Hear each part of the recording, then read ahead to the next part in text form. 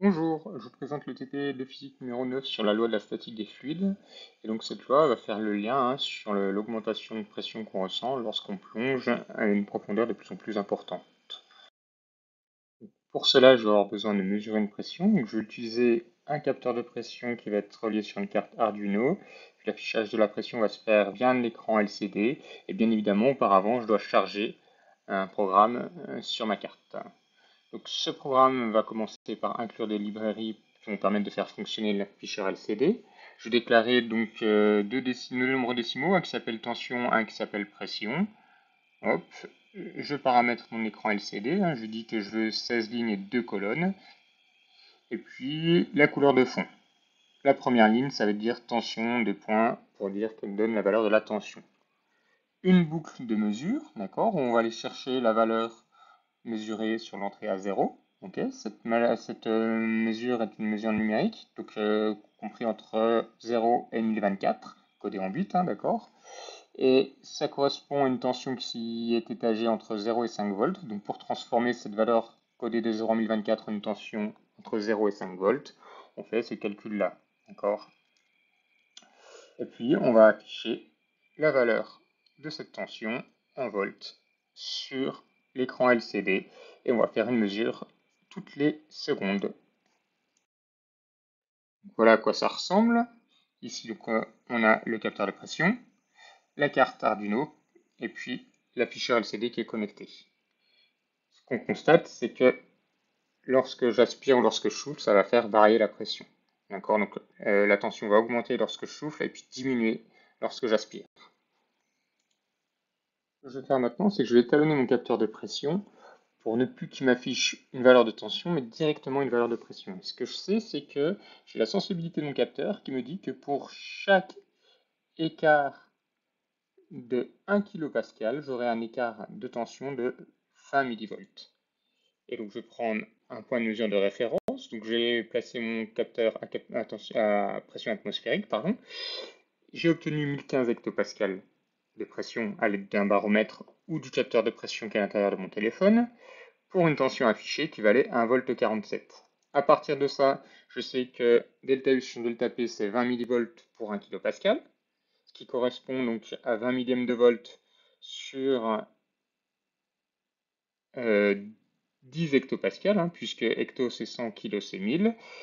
Et donc j'obtiens une valeur de 2 millièmes de volt pour hectopascal que je vais noter K. Le but, c'est de trouver la pression mesurée pour une tension qui est mesurée.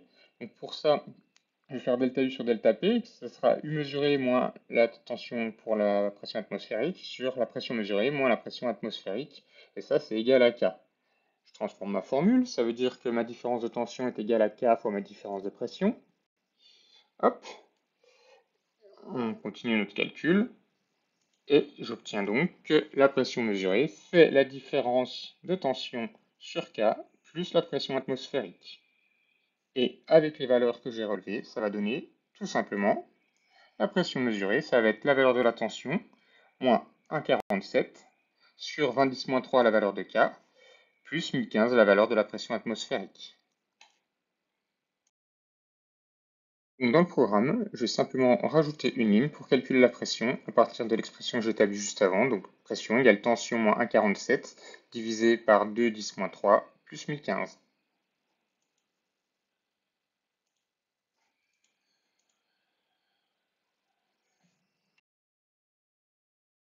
Je vais pouvoir procéder aux mesures. Pour ça, ici j'ai l'extrémité du capteur de pression que j'ai relié à une règle, d'accord, et je vais pouvoir faire varier la profondeur d'immersion.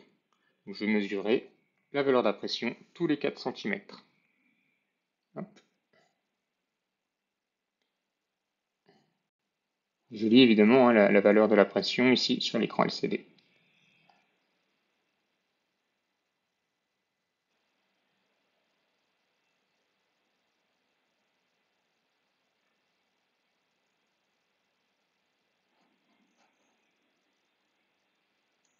Qu'est-ce qu'on remarque? On remarque que lorsque la profondeur augmente, la pression augmente, ce qui correspond bien à ce qu'on ressent lorsqu'on fait de la plongée. Alors, à quel modèle je suis censé m'attendre? On me dit dans l'énoncé que la différence de pression entre le point B et le point A, c'est la masse volumique du fluide, donc de l'eau ici, fois la valeur du champ de pesanteur, fois la différence de profondeur. Puis cette différence de profondeur, je vais la noter HA moins HB, je vais la prendre positive. Ce qui fait que je peux ramener cette expression à la pression que je mesurais ici, en fonction de la profondeur, d'accord, va être égale à la masse volumique de l'eau fois la valeur du champ de pesanteur, fois la différence de profondeur, plus la pression A à la surface, c'est-à-dire la pression atmosphérique. Ça ressemble à une fonction affine de la forme y égale mx plus p, et puis on va identifier chacun des termes. Alors, si je réécris ma fonction affine, et puis ici la loi que j'ai trouvée.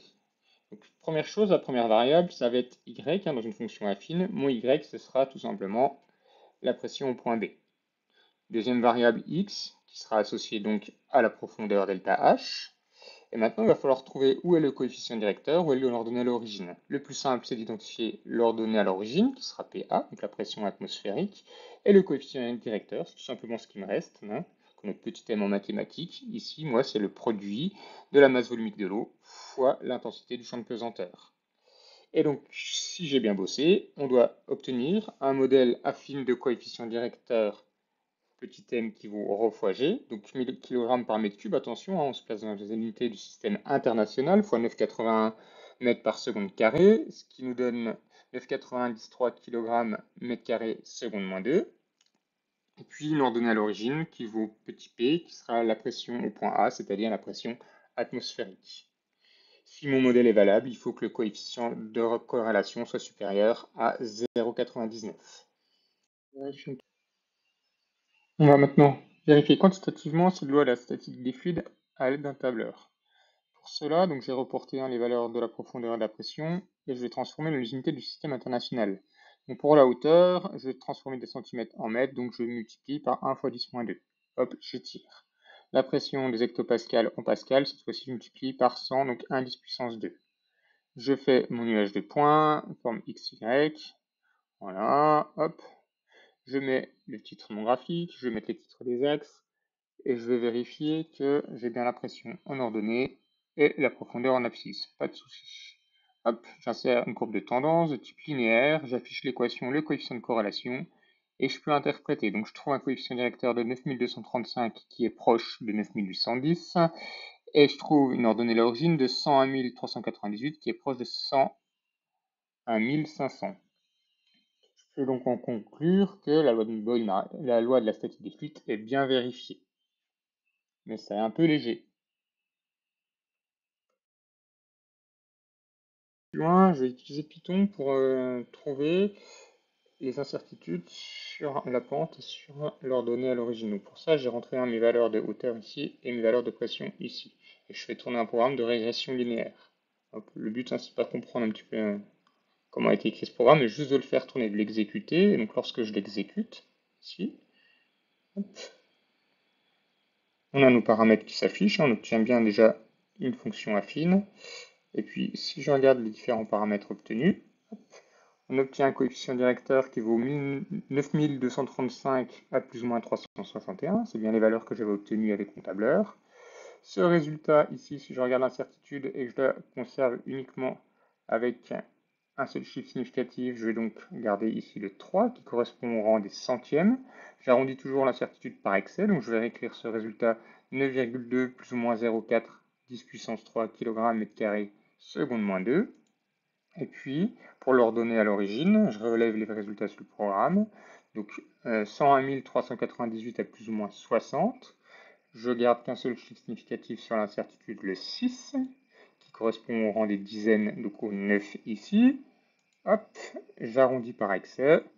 Et donc, j'obtiens un ordonnée à l'origine de 1014,0, plus ou moins 0,7 hectopascal. Avec ces valeurs, je peux me demander si ces valeurs sont bien compatibles avec la théorie. Pour ça, je vais faire des calculs d'écart normalisé. Donc, par exemple, si je prends l'écart normalisé sur le coefficient directeur, je vais faire la valeur expérimentale du coefficient directeur moins sa valeur théorique, donc ρg, sur l'incertitude sur ce coefficient directeur. Ce qui fait ces calculs-là, et le résultat donne un z-score, donc inférieur à 2. Ce qui veut dire qu'il y a moins de 2 fois la valeur d'incertitude entre la valeur expérimentale du coefficient directeur et sa valeur théorique. On a donc une valeur expérimentale qui est compatible avec la théorie. Je fais la même chose sur l'ordonnée à l'origine. Donc on va prendre l'ordonnée à l'origine expérimentale, moins l'ordonnée à l'origine théorique, donc la pression atmosphérique, sur l'incertitude sur l'ordonnée à l'origine. Quand je fais ce calcul, cette fois-ci, j'obtiens un z-score de 1,4, toujours inférieur à 2. Donc moins de 2 fois la valeur de l'incertitude entre la valeur expérimentale de mon ordonnée à l'origine et la valeur théorique. Et donc cette ordonnée à l'origine est bien compatible avec la théorie. Ce que je peux dire donc, c'est qu'on a bien nos deux valeurs qui sont compatibles avec la théorie et on a bien vérifié la loi de la statique des fluides de manière un peu plus rigoureuse que ce qu'on a fait. Si on vient à Alfred qui veut plonger avec sa montre, donc il a une montre qui est capable de résister lui à une pression de 5 bars. Donc question, à quelle profondeur est-ce qu'il peut plonger sans risque pour sa montre? Pour ça, je vais prendre un point A à la surface de l'eau et un point B au fond d'eau. Et donc une pression de 5 bars, ça veut dire que c'est pas une pression de 5 bars en tout, mais c'est une surpression de 5 bars par rapport à la pression atmosphérique. C'est-à-dire que le delta P, un PB moins PA, dans ce cas-là, il vaut directement 5 bars. D'accord? Donc autrement dit, 5 bars, c'est 5 fois 10 puissance 5 pascal, puisque 1 bar, c'est 100 000 pascal. On applique la loi de la statique des fluides. Hop. Donc on va dire que la différence de pression, c'est la masse volumique de l'eau, fois l'intensité du champ de pesanteur, fois la différence d'altitude. On isole donc la différence d'altitude, donc on divise par ρ fois g, on fait attention à ce qu'on fait mathématiquement, hop, et on fait l'application numérique, attention aux unités, on met bien la pression en pascal. Le piège, c'est la masse volumique de l'eau qu'il faut bien mettre en kg par mètre cube dans les unités du système international, fois l'intensité du champ de pesanteur, 9,81 mètres par seconde carré. On obtient donc une profondeur maximum de 51 mètres. Donc, Alfred, 51 mètres. Deuxième point, on sait que la profondeur maximale du lac Saint-Point, c'est de 43 mètres. Est-ce que Alfred peut plonger sans endommager sa montre? Je peux répondre directement, on sait que 43 c'est plus petit que 51, donc la montre ne risque rien. Mais le but c'est aussi de faire un calcul cette fois-ci, application numérique directe. Donc on a une différence entre cette fois-ci le point A et le point B qui vaut 43 mètres. On applique la loi de la statique des fluides. Donc la différence de pression, ce sera la masse volumique de l'eau fois l'intensité du champ de pesanteur fois la différence de hauteur. On fait l'application numérique toujours en faisant attention à la valeur de la masse volumique de l'eau qu'il faut bien mettre en kg par mètre cube. L'intensité du champ de pesanteur 9,81, 43 mètres. Et on obtient donc une différence de pression de 4,2 10 puissance 5 pascal, soit 4,2 bars, plus petit que 5 bars. Donc pas de souci, Alfred peut plonger au fond du lac Saint-Point, sa montre ne risque rien.